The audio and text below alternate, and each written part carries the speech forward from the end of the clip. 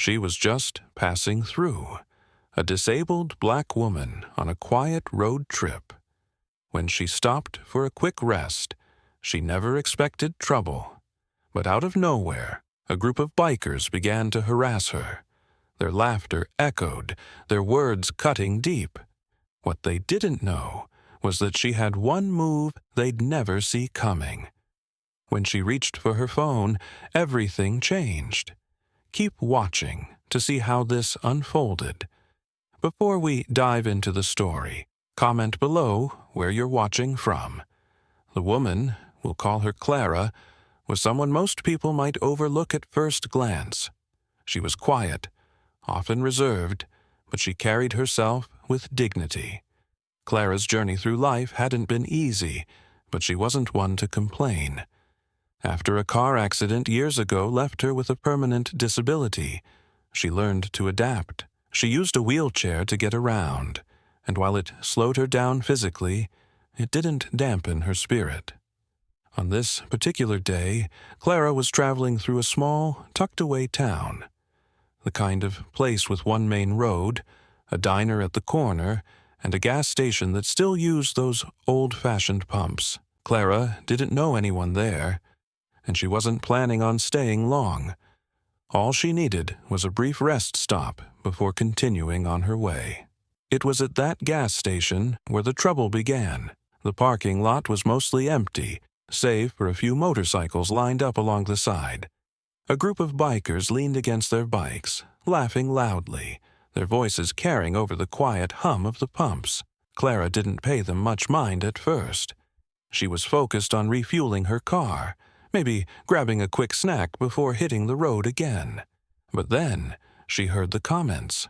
At first, they were muttered just loud enough to catch her attention. Snide remarks about her wheelchair, her appearance, even her car. As Clara finished at the pump and began to head toward the convenience store, the bikers' comments grew bolder. One of them mocked the way she moved. Another made a joke at her expense. It wasn't just teasing. It was mean-spirited, and it was clear they wanted her to feel small. Clara wasn't someone who sought out conflict, but she also wasn't about to let them ruin her day. She kept her head held high, pushing herself toward the store. Yet their words followed her, growing louder, more aggressive. A couple of the bikers stepped closer, cutting off her path. At that moment, she paused. She reached into her bag and pulled out her phone. The bikers chuckled, dismissing her action as if it meant nothing. But Clara knew better. She wasn't calling just anyone. She had a card to play that these bikers couldn't see coming. The very moment she placed that call, the entire mood shifted. The bikers still laughed, unaware of what was about to happen. But bystanders at the gas station began to notice something was off.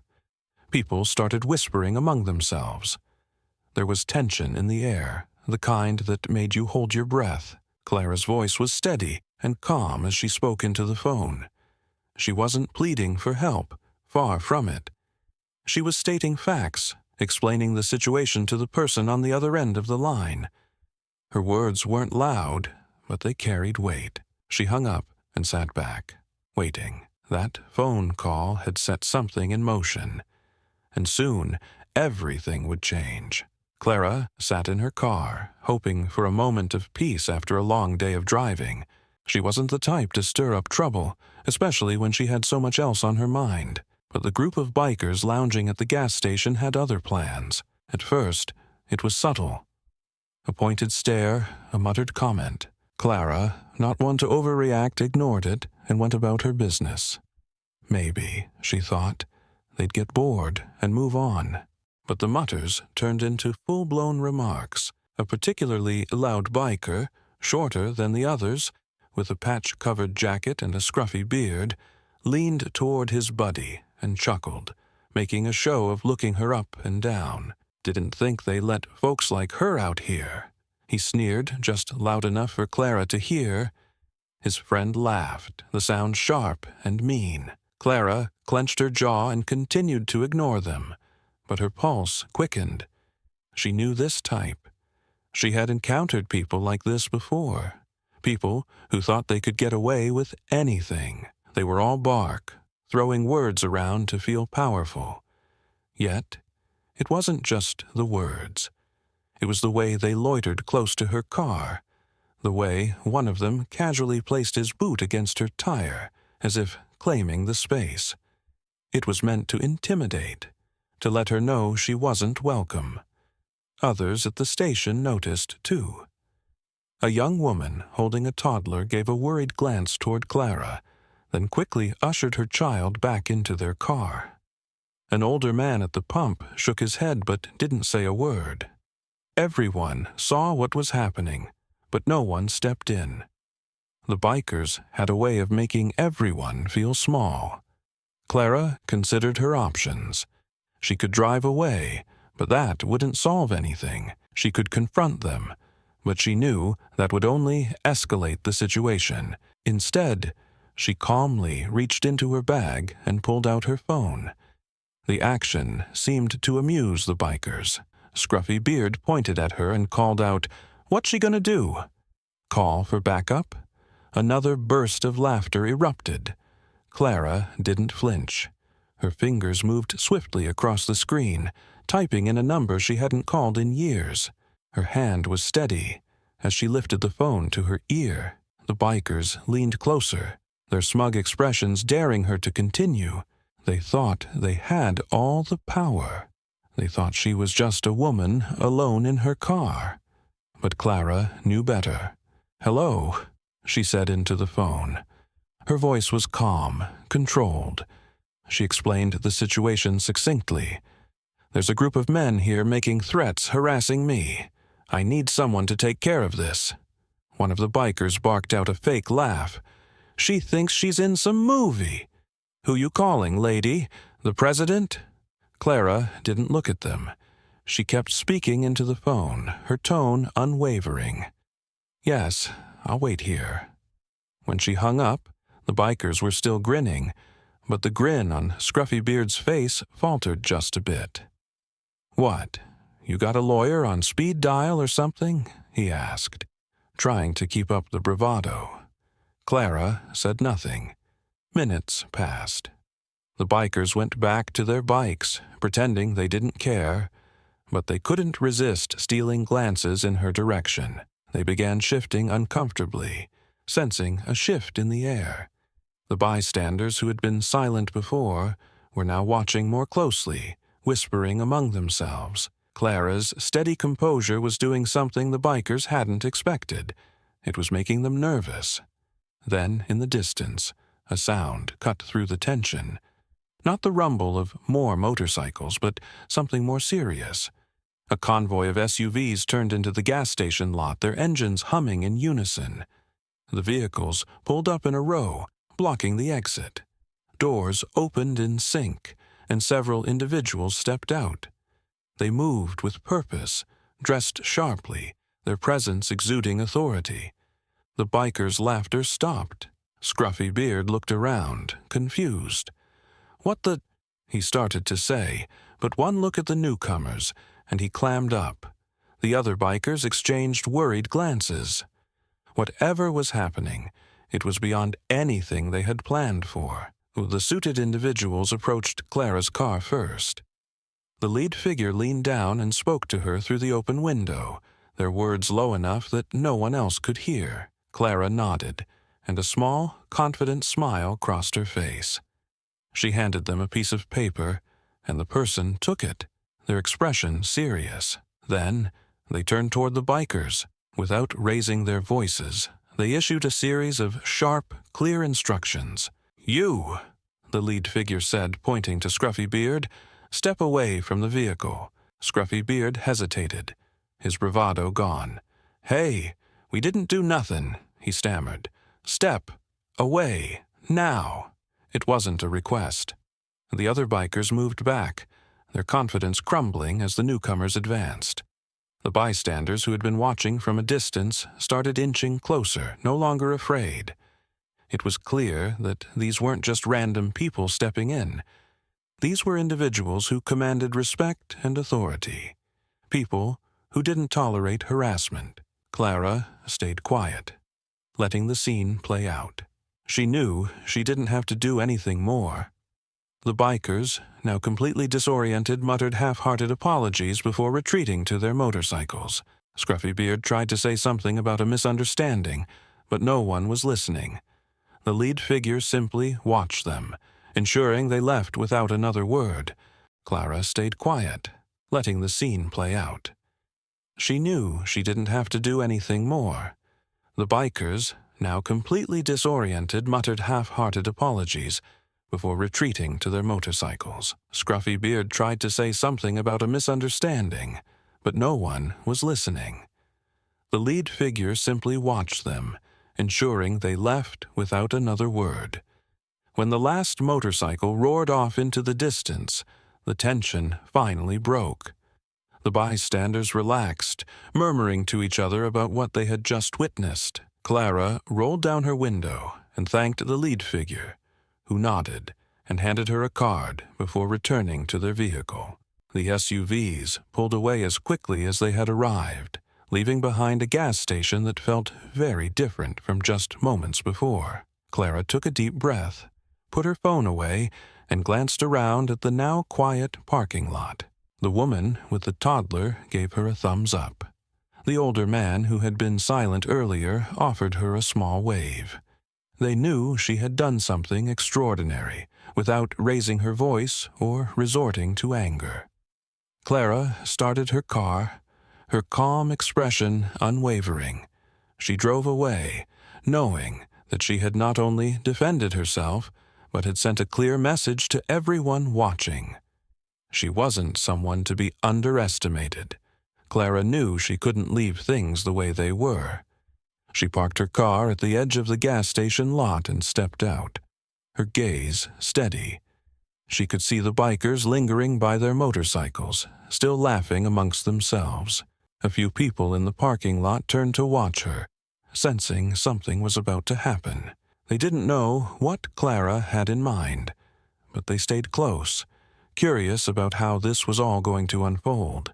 As she walked toward the group of bikers, their chatter grew quieter. Scruffybeard, the loudest of them, noticed her first. "Well, look who decided to join the party," he called out. His words dripped with sarcasm, but his smile was tight. He didn't expect her to approach them again after what had just happened.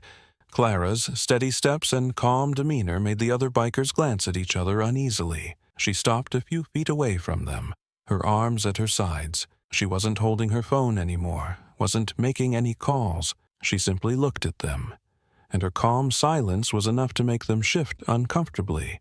Scruffybeard smirked, but it didn't reach his eyes. "What, you come here to lecture us?" he said, crossing his arms. "Gonna tell us to be nice boys now?" Clara tilted her head slightly. "No," she said evenly. "I'm just here to make sure you understand something." One of the younger bikers chuckled nervously. "What's that, lady?" "That you don't intimidate me," Clara said, her voice low and firm.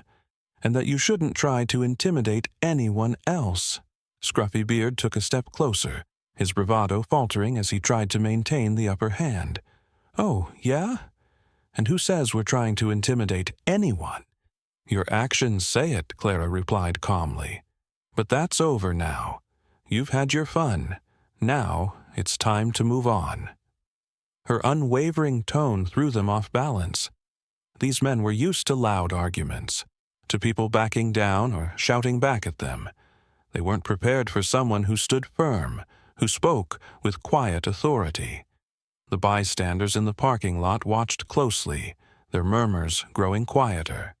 Clara wasn't yelling, but her words carried weight. Everyone there could feel it. Scruffybeard laughed again, but it was more forced this time. "You think we're scared of you?" he asked, his voice rising slightly.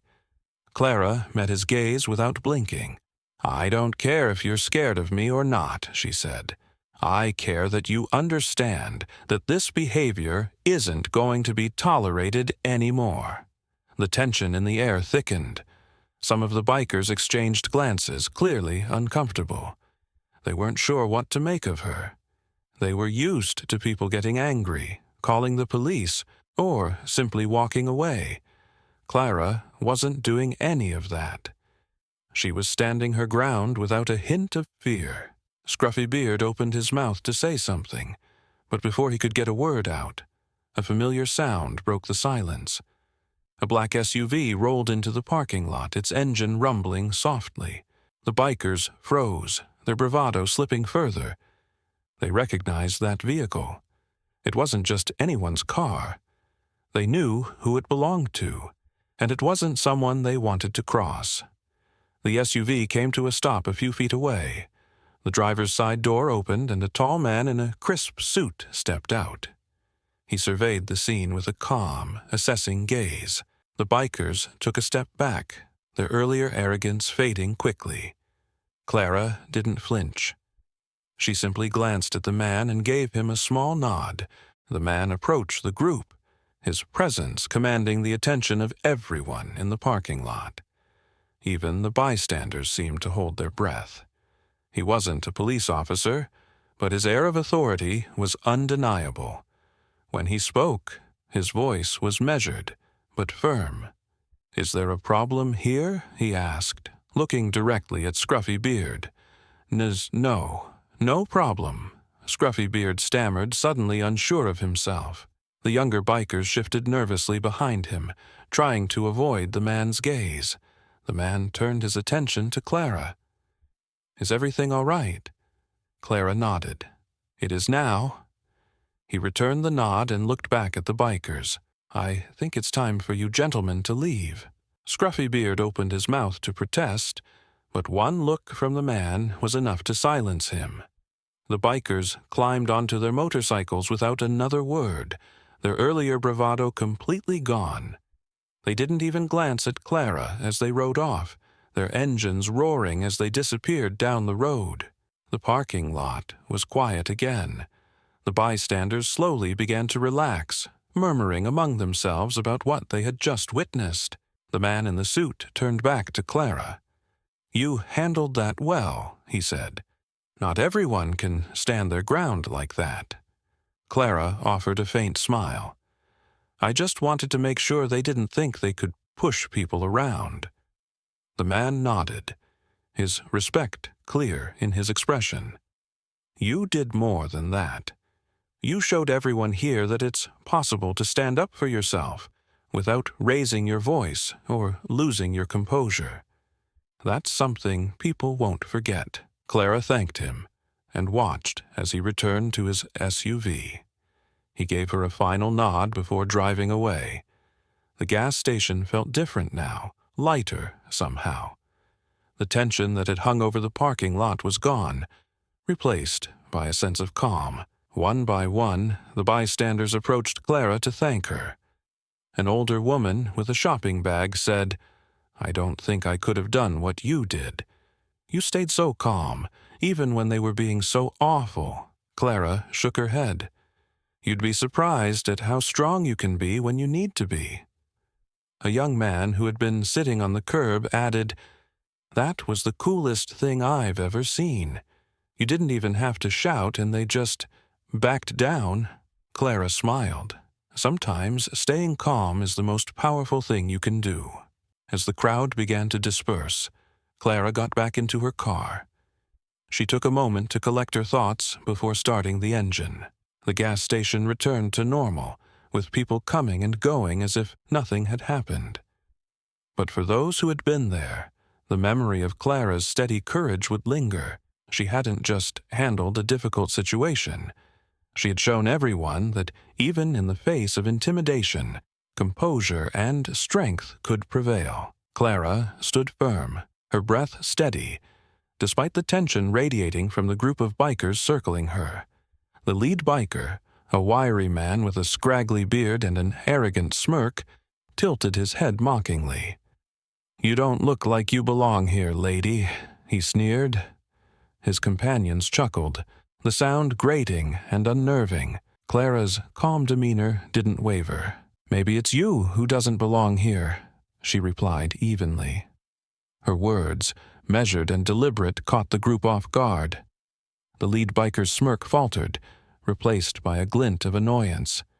"You got a mouth on you," he snapped.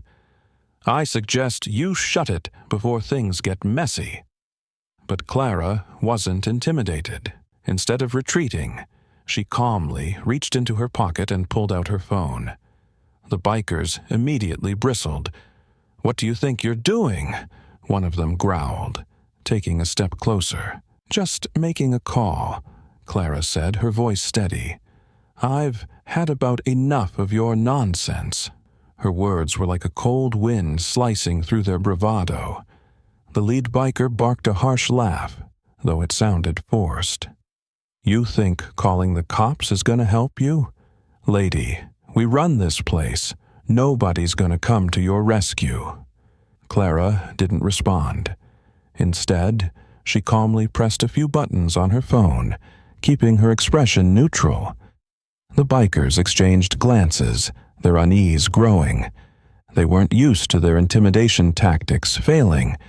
This woman wasn't trembling, wasn't pleading, wasn't backing down. When the call connected, Clara spoke clearly, her tone carrying a quiet authority. "Captain, it's me. I need you to send a team to the old gas station off Route 57. I have a situation here." The bikers' laughter stopped. One by one, their faces shifted from the cocky grins to startled frowns. The lead biker stepped closer, his earlier confidence slipping. "Who are you calling?" he demanded, his voice edged with suspicion. Clara looked up from her phone, her gaze level. "Just someone who can handle this." The bikers were too stunned to react immediately. The tension in the air thickened as they processed her words. Then, the distant sound of sirens reached their ears. It was faint at first, barely noticeable over the low rumble of their motorcycles. But it grew louder, more distinct, and soon there was no mistaking it. Police were on their way. "What did you do?" one of the bikers hissed, his bravado completely gone. The lead biker turned on him angrily. "Shut up! We're not scared of some local cops." Clara's calm expression didn't change. "You should be." The sirens drew nearer, and the bikers started to fidget. Their tough guy posturing gave way to uneasy shuffling. One of them muttered something about leaving, but the lead biker shot him a glare. "No one's running. We can handle a few officers." But Clara's quiet confidence remained unshaken. "You don't understand," she said. "It's not just a few officers. It's the captain himself." The bikers froze. For a moment, it seemed as if they didn't understand what she'd just said. Then one of them, barely more than a kid, spoke up, his voice trembling. "Captain, you mean she called—" Before he could finish, the lead biker interrupted, his voice rising in panic. "No, she's bluffing. She doesn't have that kind of pull. She's just—" He stopped, his words cut off by the sight of several police cars pulling into the gas station lot. The cars came to a stop and officers stepped out, their movements efficient and deliberate. They weren't just local deputies. The lead officer wore a crisp uniform, his presence commanding attention. He was tall and broad-shouldered, his demeanor calm but authoritative. The other officers flanked him, their expressions serious. The bikers stared, their earlier confidence evaporating. Clara crossed her arms, her posture relaxed as the captain approached her. "Ma'am," he said respectfully, "are you all right?" "Thank you for coming so quickly, Captain," Clara replied, her tone measured. "I just needed someone to remind these gentlemen that their behavior won't be tolerated." The bikers exchanged panicked looks. "Wait," one of them stammered. "What's going on here?" The captain turned to them, his expression unreadable. "You boys have been causing quite a bit of trouble, from what I hear." Scruffy Beard, the lead biker, tried to regain control of the situation. "Hey, look, we were just fooling around. No harm, no foul, right?" The captain's gaze didn't waver. Harassment isn't fooling around. We take these complaints very seriously." Another officer stepped forward, producing a notepad. "We have multiple reports of your behavior in this area. You've been intimidating people, causing disturbances. It's time to answer for it." The bikers started protesting all at once, their voices overlapping. "This is a setup," one shouted. "We didn't do anything wrong," another yelled. The lead biker tried to shout them down, but his voice was drowned out by the sound of an officer reading off the reports. As the officers continued, Clara remained silent, watching the scene unfold. Her calm presence was unnerving to the bikers. They couldn't understand why this woman had so much pull, why the police were listening to her, as if she were someone important. Then, one of the younger bikers blurted out, "Wait, who is she?" His words hung in the air. The captain didn't answer, and neither did Clara. Instead, she gave the bikers a steady look, her silence more telling than any explanation. It was clear she wasn't just some random bystander. She was someone they didn't want to cross. The lead biker finally snapped, "This is crazy! We didn't know who she was. How were we supposed to—" He cut himself off, realizing too late that his protest sounded more like a confession. The captain's expression didn't change. "You should have thought about that before you started harassing people. Actions have consequences." The officers began moving the bikers toward the patrol cars. The lead biker protested one last time. "You can't do this. We're just a bunch of guys hanging out." Clara stepped forward, her calm voice cutting through the noise. "A bunch of guys hanging out don't intimidate innocent people. They don't make threats and cause fear. You chose to act this way. Now you have to deal with the consequences." The bikers fell silent. One by one, they were taken into custody, their bravado completely gone. As the police cars pulled away, Clara stood quietly, watching them go. The bystanders who had witnessed the scene began murmuring amongst themselves. Some were impressed, others curious, and a few were openly grateful that someone had finally stood up to the bikers. A man in his 40s approached Clara cautiously. "That was incredible," he said. "I don't know how you did it, but you've got everyone talking." Clara smiled faintly. "Sometimes you just have to stand your ground and let people know their behavior isn't acceptable." The man nodded, still visibly impressed. "Well, you did more than that. You showed them that actions have consequences. I think they'll think twice before trying something like that again." As the crowd dispersed, Clara got back into her car. She took a moment to collect her thoughts before starting the engine. She hadn't set out to make a scene or to become a local legend. All she had wanted was to put an end to the bullying. But now, it was clear that her actions had left a mark on the community. People had seen her stand up against intimidation, and they wouldn't forget it. Clara pulled out onto the road, the events of the day replaying in her mind. She didn't know what would happen next or how the bikers would respond once they were released. But one thing was certain. She had shown them that courage and calm resolve could overcome even the most hostile circumstances. And that was a lesson worth teaching. In the days that followed the intense encounter, word spread quickly about what had happened. The once intimidating group of bikers now faced the consequences of their actions, not only from the authorities, but also from the community.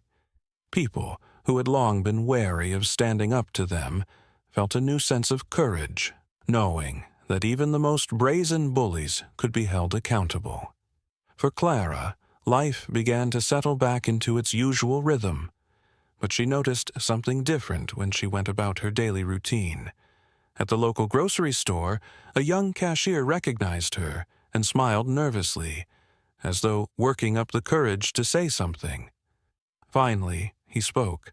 "Hey, I just wanted to say—" "Thank you," he said. his voice quiet but sincere. "Those guys gave me trouble once, too.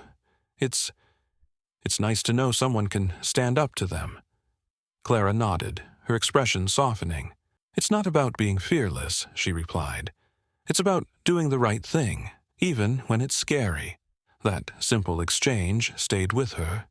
Clara realized that her actions had resonated far beyond that single encounter. People saw her standing her ground, and it gave them hope. It reminded them that they weren't powerless, that they could push back against wrongdoing, even if it was just by supporting one another. As the weeks went on, the local authorities took stronger measures against the bikers. With the captain's leadership, they cracked down on intimidation and harassment. The once notorious hangouts where the bikers had gathered became less threatening. Families returned to parks they'd avoided for years. Shopkeepers, who had always kept one wary eye on the door, finally relaxed a bit. Clara didn't consider herself a hero. She was just a person who had reached her limit, who had decided that enough was enough. But in the process, she had sparked something in the community. People began looking out for each other in ways they hadn't before. Neighbors who had barely spoken started chatting over their fences. Small acts of kindness became more common. In one instance, Clara noticed a woman at a cafe pay for the meal of a young man who seemed down on his luck. When he looked up in surprise, the woman simply smiled and said, "Sometimes you just need a hand, that's all." It was a small gesture, but it was the kind of thing Clara had started to notice more and more. Even the younger members of the community began to show more respect. The teenagers who once idolized the bikers' rebellious image now saw them for what they truly were: bullies who had been brought down by their own actions. In the high school halls, conversations shifted from stories of daring escapades to discussions about standing up for what's right. And for Clara herself, the experience taught her a lot about courage. She had faced down a situation that many would have avoided, and she had come through it stronger. But she also learned that courage didn't mean acting alone. It meant being part of a larger community, one where people supported and inspired each other. She thought back to her conversation with the captain after the incident. He had told her, "You showed more courage in one day than some people show in a lifetime." At the time, Clara had brushed it off, not thinking of herself as particularly brave. But now, she saw that courage wasn't about being unafraid. It was about doing what needed to be done, even when fear was present. The town began to flourish in small but meaningful ways. New community events popped up, bringing people together. Local businesses saw more customers as the atmosphere improved. Clara noticed that the park down the road was busier than it had been in years, with families enjoying picnics and children laughing on the playground. Her actions had set off a ripple effect, and that ripple continued to grow. People who had once stayed silent began to speak out against unfairness. They wrote letters to the local newspaper, attended town meetings, and supported each other in ways that made the community feel stronger, more united. In the end, Clara didn't see herself as someone special. She was just an ordinary person who had made a choice that had shown others what was possible. The true strength of the community didn't come from one individual.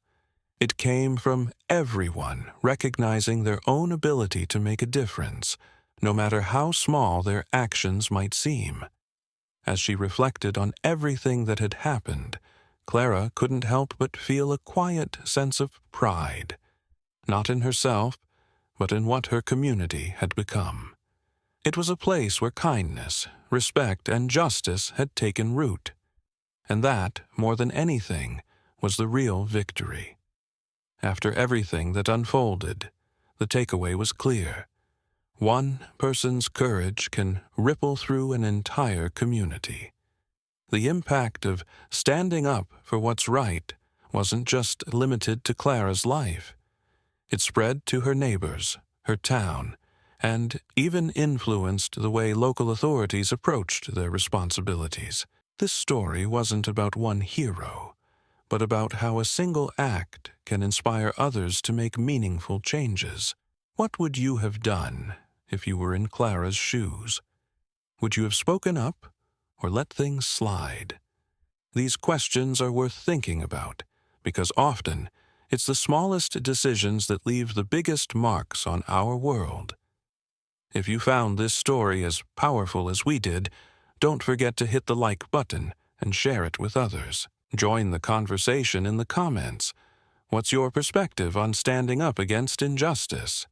And make sure to subscribe for more stories that remind us all how a little courage can go a long way. Thanks for watching, and we can't wait to see you again in the next story.